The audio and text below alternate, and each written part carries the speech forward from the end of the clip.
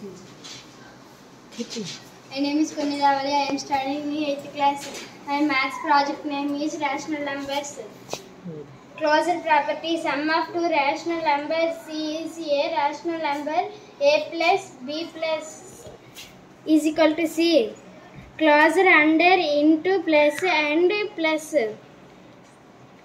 Commutative property: we can add rational numbers any order A plus B is equal to B plus A. Commutative under plus into and into.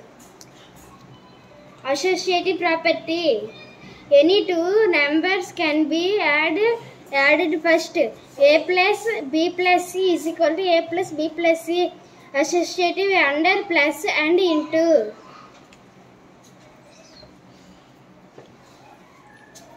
Distributive property: A into B plus C is equal to A into B minus A into C.